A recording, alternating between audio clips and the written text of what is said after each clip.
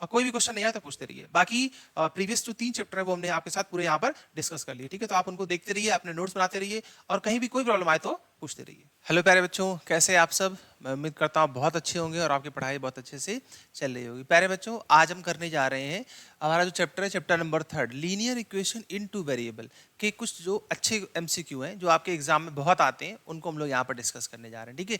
Chapter का concept और plus उसके जो भी फॉर्मूले थे वो मैंने डिस्कस कर चुका हूं मैं, ठीक है?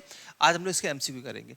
तो आप भी कॉपी पेन ले लीजिए और वीडियो को पॉज कर दिया करिए, क्वेश्चन को सॉल्व करिए, फिर देखिए कि आपका क्वेश्चन सही हो रहा है या नहीं हो रहा है, ठीक है? और मुझे कमेंट सेक्शन में बताइएगा आपके कितने क्वेश्चन सही हुए, ठीक है?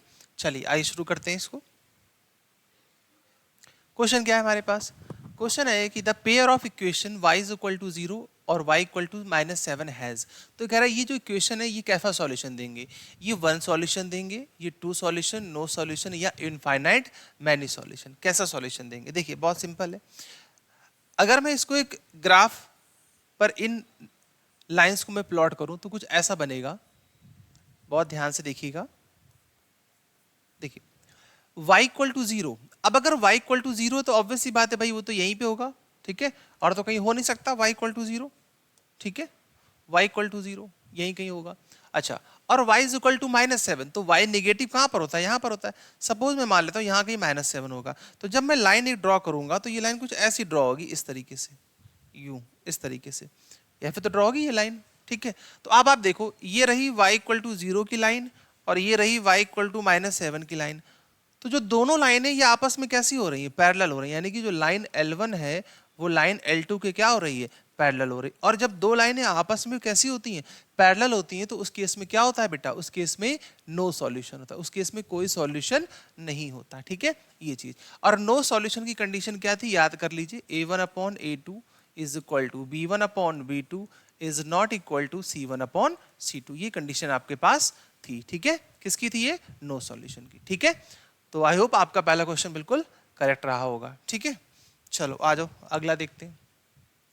नेक्स्ट क्वेश्चन है कि the pair of equation x equal to a और y equal to b graphically represent line which are. कह रहा है इसमें कैसा रिप्रेजेंट करेंगे? फिर से देखो, इजी है।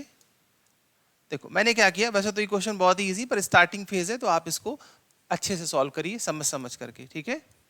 जल्दबाजी मत करिए किसी भी तरीके की। आइए देखिए, उसने कहा कि x इक्वल टू a, तो x equal to a line है, ये तो यहीं कहीं होगी, ऐसे यूं, इस तरीके से, यही तो होगी x इक्वल टू a। फिर नेक्स्ट क्या बोला है? y इक्वल टू b, तो y इक्वल टू b कुछ ऐसी होगी लाइन हमारे पास, ये क्या हो जाएगी? ये हो जाएगी y इक्वल टू b। अब ये दोनों लाइनें जहां पर कट करेंगी तो उसका जो कोऑर्डिनेट पॉइंट होगा वो क्या होगा? a, b होगा कि नहीं होगा? तो इसका मतलब ये लाइनें कैसी हो गई? ये हो गई इंटरसेक्टिंग। और इंटरसेक्टिंग भी किस पॉइंट पर? a, b। तो देख लो, intersecting at a, b, option number A जो है हमारा, सॉरी ऑप्शन नंबर डी जो है वो हमारा करेक्ट हो जाएगा। अब अगर मुझे ये बताओ, अगर ये इंटरसेक्टिंग लाइन है तो इस केस में कंडीशन क्या थी? कि A1/A2 is not equal to B1/B2, यानी कि बेटा ये क्या था? याद करिए, ये था आपका यूनिक सॉल्यूशन। क्या था ये भैया? यूनिक सॉल्यूशन था, ठीक है? ये चीज क्लियर है यहाँ तक सभी को? बहुत ही इजी क्वेश्चंस है, केवल आपको समझना है, बहुत ही आराम से रिलैक्स होकर समझते चलिए एक एक क्वेश्चंस को, ठीक है? चलो आ जाओ, चलते हैं नेक्स्ट क्वेश्चन पे। नेक्स्ट क्वेश्चन क्या है? If a pair of linear equation is, ये क्या है? If a pair of linear equation is parallel, always constant, intersecting constant, always intersecting, और आई थिंक इस क्वेश्चन मिसप्रिंट हो गया है क्या?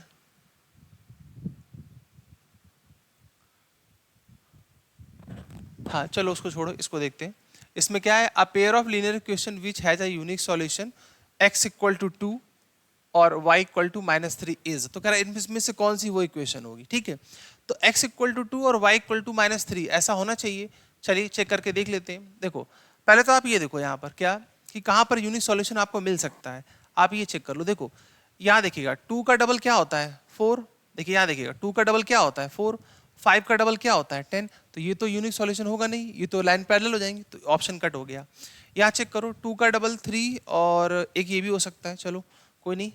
और इसके बाद 4 है, यहाँ 5 है, यहाँ पे ये है, और इसमें क्या हो रहा है? इसमें 3 है।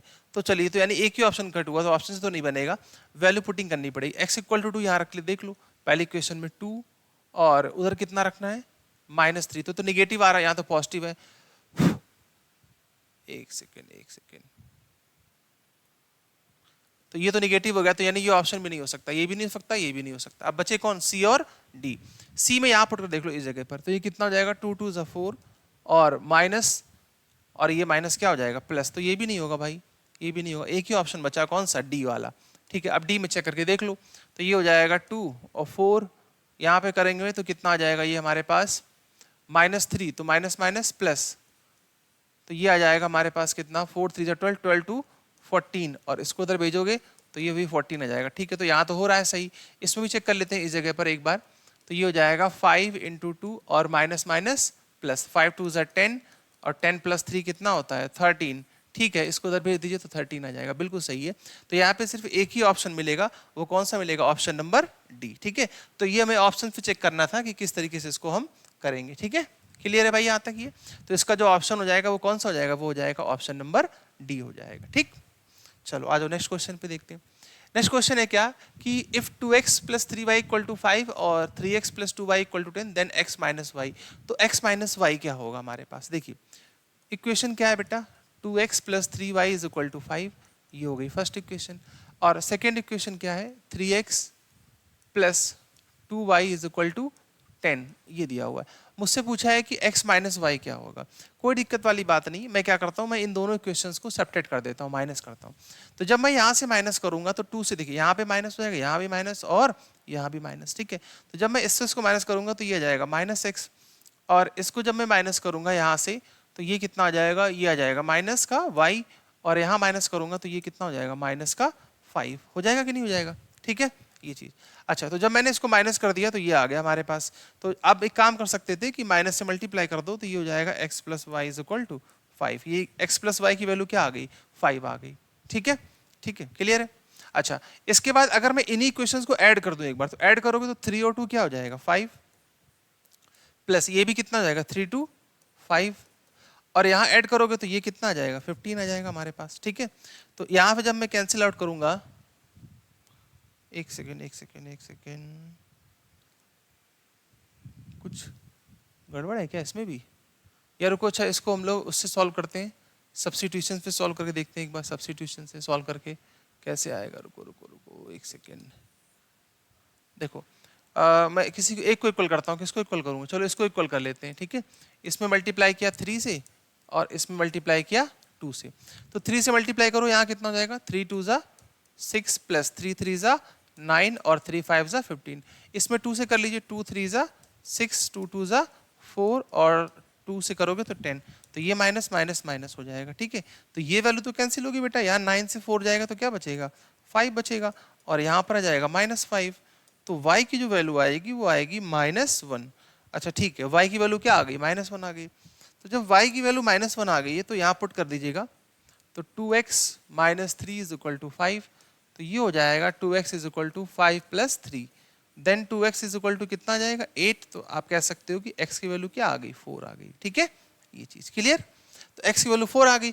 मुझसे क्या पूछा गया था, मुझसे पूछा गया था x - y, x की वैल्यू 4 है, y की वैल्यू है -1, तो माइनस माइनस प्लस हो जाएगा। तो इसका ऑप्शन नंबर सी जो है वो हमारा करेक्ट हो जाएगा। ठीक है, ये चीज। तो आप ऐसे करिएगा, वैसे मत करिए जैसे मैं पहले कर रहा था, मुझे लगा शायद वैसे हो जाएगा एक बार प्लस और एक बार माइनस करने से, बट वैसे थोड़ा सा टफ पड़ रहा था, बन नहीं रहा था। ठीक है, आ जाओ इसको देख लेते हैं। देखिए इसमें कहा गया a fraction become 4/5 when 1 is added to each the numerator and the denominator, however if we subtract 5 from each of them it become 1/2 then numerator of the fraction. देखिए इसमें क्या होता है कि जो फ्रैक्शन होता है उसको मैं लेट कर लेता हूँ। ठीक है, उसको मैंने लेट कर लिया कि उसका जो न्यूमरेटर है वो y है और डिनोमिनेटर उसका x है और डिनोमिनेटर क्या है उसका y है। अब अकॉर्डिंग टू क्वेश्चन जो भी करना है इसी पे ही करना है। ठीक है, इसको मैंने लेट कर लिया। अब क्या होता है अकॉर्डिंग टू क्वेश्चन, देखो अकॉर्डिंग टू क्वेश्चन ने कहा fraction become 4/5 when 1 is added to each numerator and denominator, तो 1 ऐड कर लो इसमें, तो यहाँ 1 ऐड किया, इसमें भी 1 ऐड किया। तो ऐसा करने से जो फ्रैक्शन नंबर था हमारा वो कितना हो गया 4/5, क्रॉस मल्टीप्लाई कर लो, तो 5x + 5 = 4y + 4, इसको इधर ले आओ, तो 5x - 4y = इसको इधर भेजूंगा तो कितना आ जाएगा -1। तो ये तो पहली इक्वेशन बन करके रेडी हो गई हमारी। ठीक है, अच्छा फिर उसने बोला if 5 is separate from each. अब सेकंड केस में क्या बनेगा कि कि मैंने इसमें से 5 को क्या कर दिया है, सब्ट्रैक्ट कर दिया है। और जब ऐसा किया तो फ्रैक्शन क्या होगी, 1/2। 2 से मल्टीप्लाई करा लो बेटा, 2x 2 5 10, ठीक है। और इधर हो जाएगा y माइनस 5, तो 2x माइनस वाई, इसको दबेज दीजिए तो कितना आ जाएगा, +10, और +10 करेंगे तो 5 हो जाएगा, इक्वेशन 2। अब दोनों इक्वेशंस को सॉल्व कर लेंगे और हमारा आंसर आ जाएगा, ठीक है। तो देखो क्या कर सकते हैं हम लोग, यहाँ पे 4 है तो यहाँ बनाना 4 है, तो एक काम करते हैं, इस इक्वेशन में 4 से मल्टीप्लाई कर लेते हैं। तो 4 2 ज़ा 8 और 4y 4 5 ज़ा 20, ठीक है। अब इन दोनों को सॉल्व कर लो। तो जब आप इनको सब्ट्रैक्ट करोगे तो सब्ट्रैक्ट करने पर साइन क्या हो जाएगा, चेंज हो जाएगा, यहाँ हो जाएगा माइनस और यहाँ हो जाएगा प्लस, तो ये वैल्यू क्या हो जाएगी, कैंसिल आउट हो जाएगी। तो 5 से 8 जाएगा तो कितना बचेगा, माइनस का 3x, और यहाँ भी माइनस हो गया था तो minus minus plus, cancel out कर लें, 7 आ जाएगा, ठीक है। 3 7 ज़ा 21, x की वैल्यू क्या आ गई, 7, तो यहाँ पे 7 आ गया। और y की वैल्यू क्या आ रही होगी, देख लो जरा, y की वैल्यू क्या आ जाएगी, जब x की वैल्यू 7 आ गई है तो यहाँ पुट करो 7, तो 7 2 ज़ा कितना आ जाएगा, देखो भाई, 7 2 ज़ा 14 minus y is equal to 5, तो minus y is equal to ये कितना आ जाएगा इस तरफ, 7 2 ज़ा 14, एक सेकंड कहाँ पुट किया था, यहाँ पे 7 2 ज़ा 14 minus y is equal to 5, तो माइनस का 14, तो minus y is equal to minus 11, तो ये कैंसिल आ जाएगा, तो y की वैल्यू क्या आ जाएगी, 11।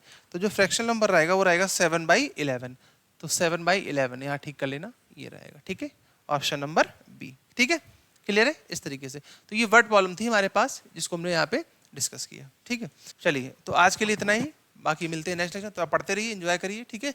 और कोई भी क्वेश्चन नहीं आया तो पूछते रहिए। बाकी प्रीवियस जो 3 चैप्टर है वो हमने आपके साथ पूरे यहाँ पर डिस्कस कर लिए, ठीक है। तो आप उनको देखते रहिए, अपने नोट्स बनाते रहिए, और कहीं भी कोई प्रॉब्लम आए तो पूछते रहिए, ठीक है।